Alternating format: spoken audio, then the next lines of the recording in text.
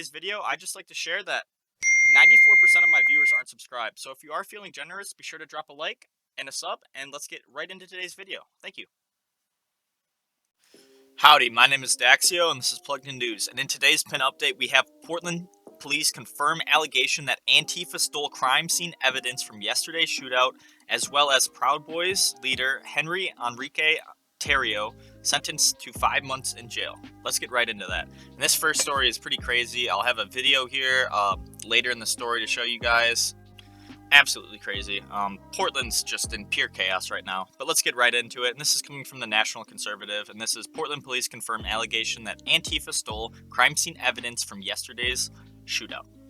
And it goes on to read, on August 22nd, Antifa carried out rioting at 2 different locations in Portland. These locations are 10 miles apart. Initially, a patriotic rally was scheduled at Waterfront Park. This rally was to mark the anniversary of the murder of Aaron Danielson by self-described Antifa member Michael Renault. On August 20th, Portland Police Chief Chuck Lavelle, I'm pretty sure Chuck Lavelle's a UFC fighter. Chuck Lavelle stated publicly that Portland police would not protect the rallygoers. Chief Lavelle said that protecting members of the public from Antifa assaults would be bad optics. He said that the police would only intervene after the fact. In light of this information, the rally was moved over 9 miles to a Kmart parking lot that was out of business. Antifa massed at the Waterfront Park in downtown Portland. Many had body armor, tactical gear, and long rifles. Journalists recorded videos of numerous attacks on pedestrians. Antifa can be seen assaulting people with chemical irritants and committing strong-armed robberies. As per usual, Antifa also set pallets of trash on fire.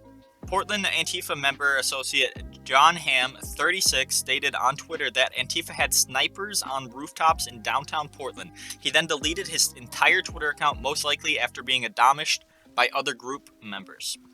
The violence accumulated with a 65-year-old man, Dennis G. Anderson, 65, of Gresham, Oregon, being pursued down Southwest 2nd Avenue by Antifa. He allegedly stated, "You guys are the real fascists," as he passed Antifa.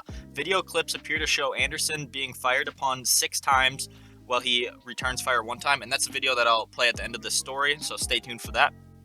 Anderson is arrested 3 minutes later without incident.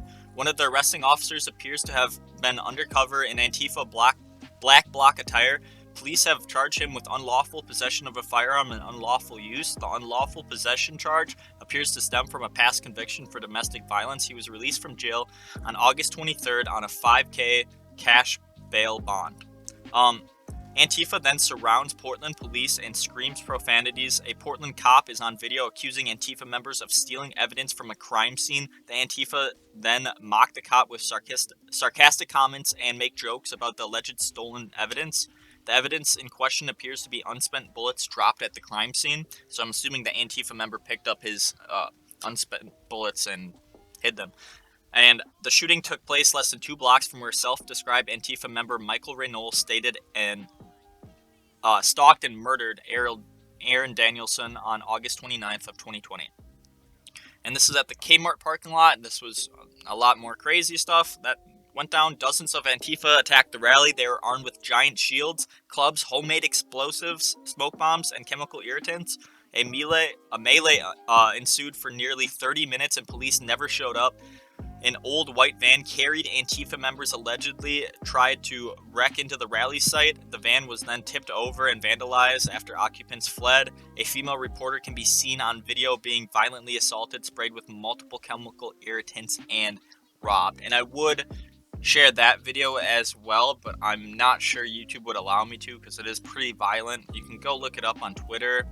I believe Andy No posted a video of it. I'll have his Twitter link down in the description below, but it's absolute chaos. But here's the video right now.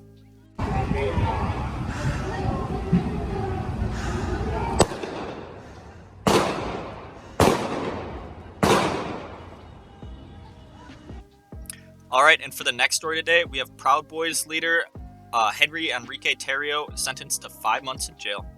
And Henry Enrique Tarrio, a national leader of the Proud Boys, a far-right group with a history of violence, was sentenced Monday to 5 months in jail for 2 crimes, including setting fire to a stolen Black Lives Matter banner during a demonstration in Washington after the election defeat of President Donald Trump.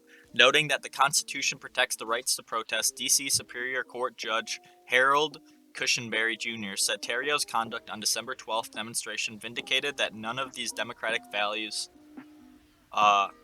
were used. Instead, Mr. Tarrio's actions betrayed them. The banner was stolen from Ashbury United Methodist Church, a historic black church at 11th and K Streets Northwest, as far-right protesters march in Washington in support of Trump's effort to delegitimize President Biden's election victory. Tarrio pleaded guilty last month to burning the banner and to a charge of attempted possession of high-capacity ammunition magazine.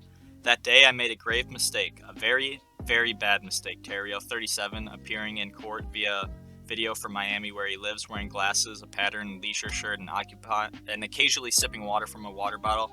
He sat mostly expressionless throughout the half-hour proceeding. I'd like to profusely apologize for my actions, he said, before Cushenberry sentenced him to 155 days in the D.C. jail. The judge rejected defense lawyer Lucas Duncey's request for a sentence of community service to be formed in Miami.